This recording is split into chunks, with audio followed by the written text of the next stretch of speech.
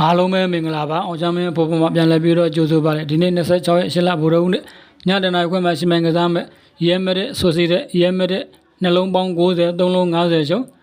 လာလီဂါပွဲစဉ်1ပွဲကြံအဖြစ်ဒီနေ့ညတနာခွင့်မှာရှင်မင်ကစားကြမှာဖြစ်တယ်ဒီနေ့တဲ့နောက်ဆုံးတွေ့ဆုံမှု10ကြိမ်မှာရဲမရက်က9ကြိမ်နိုင်တစ်ကြိမ်သေးရီဆိုစီတဲ့က9ကြိမ်ရှုံးတစ်ကြိမ်သေးရီကြထားတယ်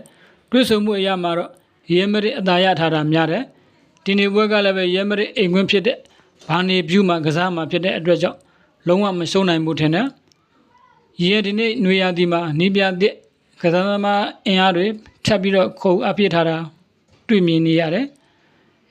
ရဲတဲ့ຫນွေရာသီချစ်စမ်းပွဲတွေမှာခြေစွမ်းနဲ့ရက်လက်ကောင်းထားတာတွေလည်းတွေ့ရတယ်ဆိုစီတက်ကတော့ကစားသမားအင်အားဖြစ်တည်မှုအားနည်းတယ်ဆိုစီတက်ရဲ့ကစားပုံကတော့မာကျော်ကြစ်လက်မှုရှိတယ်ဒါပေမဲ့လို့ຫນွေရာသီချစ်စမ်းပွဲတွေမှာတော့ရက်လက်မကောင်းထားဘူးရဲအိမ်ခွင်းဘာနေဗျူမှာတော့ကိုပြနိုင်ပွဲနဲ့အဖွင့်လာလိမ့်မယ်ထင်တယ်ရဲတရေစီဖိုးဝမ်းဆိုတဲ့ရက်လက်နဲ့အနိုင်ရလိမ့်မယ်ယူဆတယ်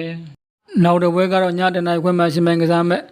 လိုင်ယွန်ဖီနာဘာဂျီချန်ပီယံလိပလေအော့ပွဲစဉ်ဖြစ်တယ်လိုင်ယွန်တစ်လုံးပေါင်း90 3လုံးအပေါင်း80ချန်ပီယံလိပလေအော့ပွဲစဉ်ရှုံးထွက်ပွဲစဉ်ဒုတိယကြော့ပွဲစဉ်ဖြစ်တယ်ပရမကြော့ဖီနာဘာဂျီကွင်းမှာတော့တစ်ဖက်တစ်ခုစီတည်ကြထားခဲ့တယ်ဒုတိယကြော့လိုင်ယွန်အတွက်အသာချက်ရှိတယ်ဘာဖြစ်လို့လဲဆိုတော့အိမ်ဝင်းမှာကစားမှာဖြစ်တယ်လိုင်ယွန်မှာအဓိကအရေးသွေးမြင့်တဲ့ကစားသမားကောင်းတွေရှိတယ်လိုင်ယွန်မရှုံးနိုင်ဘူးလို့ယူဆတယ်ဖီနာဘာဂျီကတော့အိမ်ဝင်းမှာတော့အနိုင်မကစားနိုင်ဘူးဒီနေ့ဘောကအဝေးကွင်းဖြစ်လို့ဖီနာဘာဂျီခက်ရုံးကန်မှာတေးကြတယ်ဒီလိုနေထားမှာတော့လိုင်ယွန်အိမ်ဝင်းမှာအနိုင်ယူပြီးတော့နောက်တစ်ဆင့်တက်လိမ့်မယ်လို့ယူဆတယ်လိုင်ယွန်ဘော်ဒီနဲ့ကိုပေါ်ရွေးချယ်ပါတယ်နောက်တစ်ဝဲကတော့ညတနာခွင့်မှာရှင်မင်ကစားမဲ့ဘက်ကင်းဒိုင်နာမိုဇာကတဲ့ဘက်ကင်း level 20ကျုံး3လုံးတည်းဒီပွဲကလည်းချန်ပီယံလိပလေအော့ပွဲစဉ်ဖြစ်တယ်ပရမကျော့ဒိုင်နာမိုဇာကတဲ့အိမ်ခွင်းမှာတစ်ဖက်2ဂိုးစီနဲ့တည်ကြခဲ့တယ်ဘက်ကင်းကတော့နော်ဝေးကလပ်ဖြစ်တယ်ကစားပုံမှာကြောတယ်ပရမကျော့အဝခွင်းမှာတောင်း2ဂိုးပြတ်ရှုံးနေရကနေပြီးတော့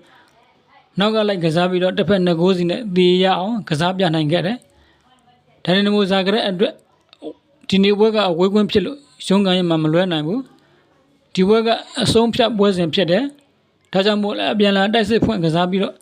ဂိုးများသွားနိုင်တဲ့ပွဲလို့ယူဆတယ်ကိုပေါ်ပဲရွေးချယ်ပါတယ်